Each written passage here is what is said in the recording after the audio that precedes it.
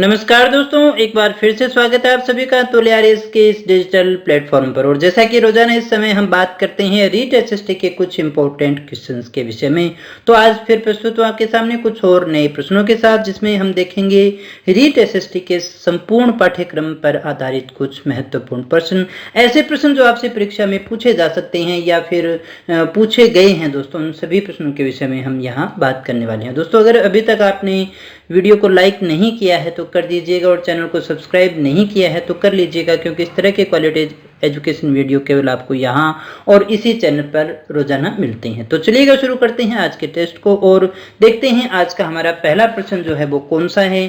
तो आज का हमारा पहला प्रश्न है, राष्ट्रीय स्वतंत्रता संग्राम के निम्न आंदोलन का सही कालानुक्रम कौन सा है। दोस्तों, अच्छे से ऑप्शन को पढ़िएगा और आपको ये बताना है कि इनमें से सही क्रम कौन सा है। दोस्तों, सही क्रम जो है इनका कौन सा है। ये 4 आंदोलन यहाँ पर आपको दिए गए हैं, जैसे 1, 2, 3 और 4, यही सबके अंदर हैं और आपको बताना है कालक्रम के अनुसार, यानी पहले कौन सा हुआ, बाद में कौन सा हुआ और फिर कौन सा हुआ था। दोस्तों, फटाफट से कमेंट कीजिएगा। दोस्तों, अगर आप इस टेस्ट के साथ में जुड़ना चाहते हैं, पूरा लाभ उठाना चाहते हैं, तो आपको कमेंट जरूर करना चाहिए। उम्मीद करता हूं अभी तक आपने अच्छे से ऑप्शन पढ़ लिए होंगे, स्मरण आ गया होगा आपको कि क्या आपने याद किया था। तो आंसर को अपने चेक कर लेते हैं। सही आंसर है हमारा नंबर 4। ये 4 नंबर आंसर है वो हमारा बिल्कुल सही है। दोस्तों, क्यों सही है? क्योंकि जो चंपारण आंदोलन हुआ था, चंपारण वाला हुआ था 1917 में। फिर दूसरा हमारा आता है असहयोग, और असहयोग आंदोलन जो हुआ था वो कब हुआ था दोस्तों? 1920 के अंदर।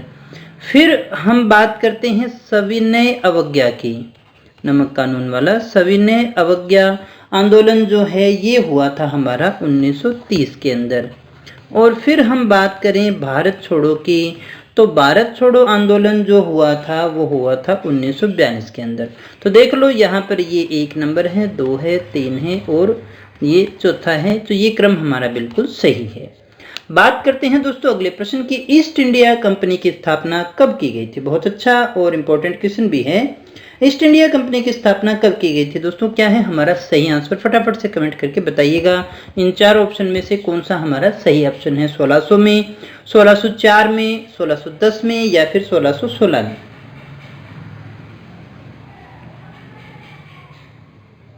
तो दोस्तों, क्या है सही आंसर? हमारा सही आंसर है वो है नंबर 1, 1600 में।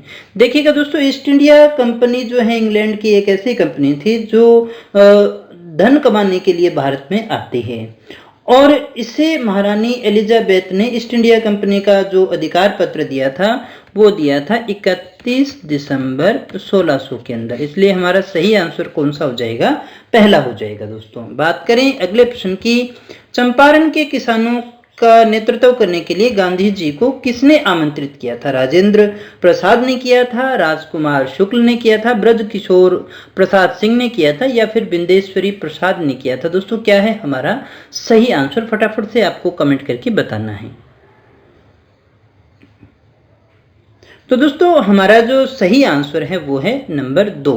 किसने बुलाया था दोस्तों? राजकुमार शुक्ल ने जो है इनको आमंत्रित किया था। दोस्तों, चंपारण के जो किसान थे उन्होंने जो आंदोलन किया, तो उस आंदोलन किसानों का नेतृत्व करने के लिए बिहार का ही एक किसान नेता था जिसका नाम था राजकुमार शुक्ल। वो गांधी जी को आमंत्रित करता है और गांधी जी ने भारत में अपना सत्याग्रह का जो पहला प्रयोग किया था वो भी यहीं पर किया था। दोस्तों, 1917 के अंदर चंपारण है कहाँ दोस्तों? चंपारण बिहार में है, यहीं पर किया था दोस्तों। और ये इसका कारण क्या था? इस किसान आंदोलन का कारण था अंग्रेजों की 3 कठिया पद्धति। दोस्तों, तो यहाँ से कोई सा भी किसी भी प्रकार से प्रश्न आपसे पूछा जा सकता है। संत पीपाजी का जन्म स्थान कौन सा है? दोस्तों, आपको बताना है। संत पीपा का जन्म स्थान गागरोन है, कतरियासर है, पीपासर है या बिलाड़ा है। दोस्तों, क्या है हमारा सही आंसर? दोस्तों, पीपाजी कौन थे? तो आपको थोड़ा स्मरण होगा कि भक्ति आंदोलन की शुरुआत करने वाले पहले संत, भक्ति आंदोलन की शुरुआत करने वाले पहले संत थे ये। दोस्तों, तो यहाँ जो आपको बताना था वो बताना था कि इनका जन्म स्थान जो है वो कौन सा है। तो दोस्तों सही आंसर है हमारा वो है नंबर 1, इनका जन्म स्थान है गागरोन। तो इनके बचपन का नाम, जो पिताजी थे इनके बचपन का नाम हुआ करता था प्रताप सिंह। क्या नाम था दोस्तों? प्रताप सिंह था। और ये भक्ति आंदोलन की शुरुआत करने वाले पहले संत माने जाते हैं। इसके बाद दोस्तों बात करते हैं अगले प्रश्न की। तो इनमें से कौन सा नृत्य महिलाओं द्वारा किया जाता है? आपको बताना है ये जो 4 नृत्य है इनमें से महिलाओं के द्वारा किया जाने वाला नृत्य कौन सा है? गैर है, चंग है, कच्छी घोड़ी है या फिर चरी नृत्य है। दोस्तों कौन सा नृत्य है जो महिलाओं के द्वारा किया जाता है इनमें से?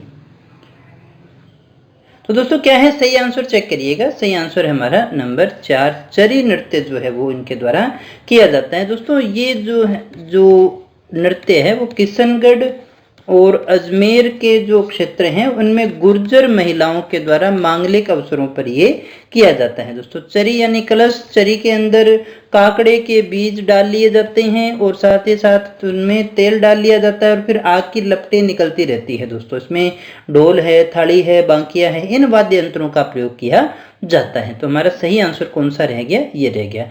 जाति से अगर जनजाति की बात करें तो गुर्जर महिलाओं से ये संबंधित है।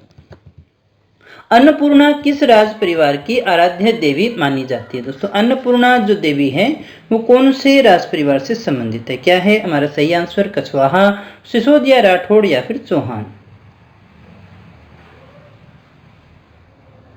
तो दोस्तों हमारा जो सही आंसर है वो है नंबर 1, कछवाहा की।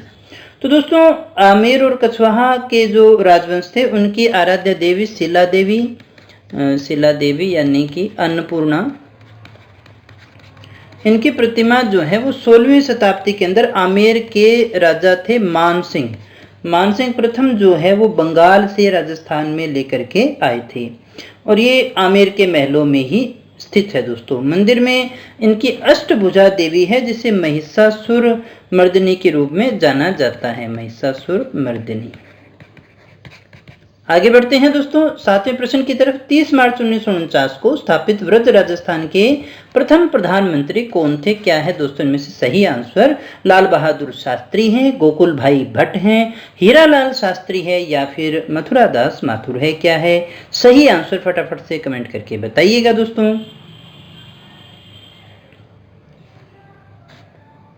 तो दोस्तों हमारा सही आंसर है वो है नंबर 3, हीरालाल शास्त्री। तो दोस्तों हम बात कर रहे हैं 30 मार्च 1949 को गठन किया गया था वृद्ध राजस्थान का। तो इससे पहले जो हमारा संयुक्त राजस्थान था, संयुक्त राजस्थान के अंदर देखिए मिलाया गया किस किस को? जोधपुर को, जयपुर को, बीकानेर को और जैसलमेर को, इनको मिलाया जाता है तो वृद्ध राजस्थान का निर्माण होता है। जयपुर इसकी राजधानी हो गई। राजधानी कौन सी हो गई दोस्तों? जयपुर हो गई। और हीरालाल शास्त्री को प्रधानमंत्री बनाया गया था दोस्तों। और अगर राज प्रमुख की बात करें तो जयपुर के थे मान सिंह द्वितीय, जिन्हें इस समय राज प्रमुख बनाया गया। अगला हमारा प्रश्न है सर्वोच्च न्यायालय को निम्न में से किस पदाधिकारी के चुनाव संबंधी विवादों पर निर्णय करने का अधिकार है? दोस्तों राष्ट्रपति, उपराष्ट्रपति, लोकसभा अध्यक्ष या फिर सभी। क्या है दोस्तों हमारा सही आंसर? तो दोस्तों हमारा सही आंसर है वो है नंबर 4, सभी पर निर्णय देने का अधिकार है। दोस्तों चाहे वो राष्ट्रपति हो, चाहे वो उपराष्ट्रपति हो, चाहे वो लोकसभा अध्यक्ष हो, चाहे वो प्रधानमंत्री ही क्यों ना हो दोस्तों, यानी भारतीय संघ के सभी पदाधिकारियों के चुनाव संबंधी विवादों पर निर्णय देने का जो अधिकार है वो सर्वोच्च न्यायालय के पास है। भारतीय संविधान में मूल कर्तव्यों को किस देश के संविधान से लिया गया है? दोस्तों ये बताना है आपको। बहुत ही अच्छा क्वेश्चन है। भारतीय संविधान के अंदर मूल कर्तव्यों को लिया गया है किस देश के संविधान से? रूस है, आयरलैंड है, यूएसए है या फिर इंग्लैंड है। क्या है दोस्तों हमारा सही आंसर? फटाफट से कमेंट करके बताइएगा। तो दोस्तों हमारा सही आंसर है वो है नंबर 1, रूस के संविधान से लिया गया है। दोस्तों मूल कर्तव्यों को कहां से लिया गया है? रूसी संविधान से। अगला हमारा प्रश्न है बैराठ में मिले पुरातात्विक अवशेष किस काल से संबंधित है? मौर्य काल से हैं, गुप्त काल से हैं, मध्य काल से हैं या फिर उत्तर गुप्त काल से हैं दोस्तों हम बात कर रहे हैं बैराट की। बैराट को हम और क्या कहते हैं, विराट नगर भी कहा करते हैं। है कहाँ पर ये, जयपुर के अंदर है दोस्तों। कहाँ पर है, जयपुर है। दयाराम साहनी के नेतृत्व में यहाँ सबसे पहले खुदाई की गई थी दोस्तों। आपको बताना था कि यहाँ पर किस काल से संबंधित अवशेष मिले हैं, तो सही आंसर हमारा नंबर 1, यहाँ पर मौर्य काल से संबंधित अवशेष प्राप्त होते हैं। अगले प्रश्न को देखिएगा दोस्तों, बीमाकर्ता और बीमित के मध्यस्थ का कार्य कौन करता है, मीडियम का काम कौन करता है, मीडिएटर कौन होता है दोनों के बीच में, अभिकर्ता, अभिजन, अभियोग या फिर इनमें से कोई नहीं। क्या है दोस्तों हमारा सही आंसर, फटाफट से कमेंट करिएगा। बड़ा अच्छा और आसान सा प्रश्न है। तो दोस्तों सही आंसर है हमारा वो है नंबर 1, अभिकर्ता। अभिकर्ता है। इसके बाद में दोस्तों आगे हम बात करते हैं, वैदिक लोगों द्वारा किस धातु का प्रयोग सबसे पहले किया गया था दोस्तों, चांदी, सोना, लोहा या फिर तांबा। दोस्तों अभिकर्ता एजेंट को ही कहते हैं। पिछले क्वेश्चन में जो हमने देखा था, तो नाम में कंफ्यूज मत होना, हिंदी में थोड़ा सा दिक्कत देता है। वैदिक लोगों द्वारा किस धातु का प्रयोग सबसे पहले किया गया था, क्या है दोस्तों सही आंसर, तो सही आंसर हमारा वो है नंबर 4, तांबा। ऋग्वेद काल जब था हमारा, ऋग्वेदिक काल जो था हमारा, उस समय तांबे का प्रयोग किया गया था दोस्तों। ऋग्वेद में एक अयास नामक धातु का उल्लेख मिलता है, लेकिन उसकी हालांकि पहचान संदिग्ध सी मानते हैं। कुछ इसे तांबा कहते हैं, कांसा कहते हैं या लोहा बताते हैं दोस्तों। लेकिन हम ये जानते हैं कि ऋग्वेदिक कार्य जो है वो लोहे से परिचित नहीं थे, तो तांबा या कांसे में से ले तो तांबा भी काफी हद तक सही है। इनमें से हमारा सही आंसर कौन सा हो जाएगा, तांबा ही होगा। स्यादवाद क्या है दोस्तों, स्यादवाद मध्यम मार्गी सिद्धांत है, अतिवादी सिद्धांत है, नास्तिकों के एकांतिक मत का सिद्धांत है, ज्ञान की सापेक्षता का सिद्धांत है। क्या है सही आंसर, फटाफट से बताइएगा दोस्तों। तो दोस्तों हमारा सही आंसर है वो है नंबर 4। तो दोस्तों ये स्यादवाद कहता है कि प्रत्येक पदार्थ का जो स्वरूप या सत्ता है वो सापेक्षिक है। क्या होती है दोस्तों, सापेक्षिक होती है। अगले प्रश्न को देखिएगा, जनगणना 2011 के अनुसार राजस्थान में सबसे कम लिंगानुपात वाला जिला कौन सा है। अच्छा प्रश्न है दोस्तों, सबसे कम लिंगानुपात वाला जिला कौन सा है। क्या है दोस्तों हमारा सही आंसर, धौलपुर है, दौसा है, भरतपुर है या सवाई माधोपुर है। तो दोस्तों हमारा सही आंसर है वो है नंबर 1, धौलपुर है दोस्तों। कौन सा है, धौलपुर है, जहां न्यूनतम है धौलपुर में 846 है। और सर्वाधिक की अगर हम बात करें तो सर्वाधिक कहाँ है, सर्वाधिक है डूंगरपुर में। डूंगरपुर में कितना है, 994 है। आगे बात करते हैं दोस्तों असुमेलित। इनमें से आपको बताना है असुमेलित लाइन कौन सी है, विकल्प कौन सा है। मेहंदी सोजत में होती है, लहसुन बारा में होता है, इसबगोल जालोर में होता है, किन्नू बूंदी में होता है। यानी कौन सा सही नहीं है, असुमेलित कौन सा है ये आपको बताना है। तो दोस्तों हमारा सही आंसर है वो है नंबर 4, क्योंकि किन्नू जो है वो बूंदी में नहीं होते, किन्नू के लिए जाना जाता है गंगानगर। नेक्स्ट 16 नंबर क्वेश्चन की बात करते हैं। भारतीय संविधान में सहकारिता किस सूची का विषय है, राज्य सूची का, समवर्ती सूची का, क्या किसी भी सूची का नहीं। तो दोस्तों मेरा सही आंसर है वो है नंबर 2, ये राज्य सूची का विषय है। अगला 17वां हमारा प्रश्न है, अधूरे प्रज्वलन के कारण मोटर कार और सिगरेट से निकलने वाली रंगहीन गैस जो है वो कौन सी है। कार्बन डाइऑक्साइड है, नाइट्रस ऑक्साइड है, कार्बन मोनोऑक्साइड है या फिर मीथेन है। दोस्तों क्या है हमारा सही आंसर, फटाफट से आपको कमेंट करके बताना है।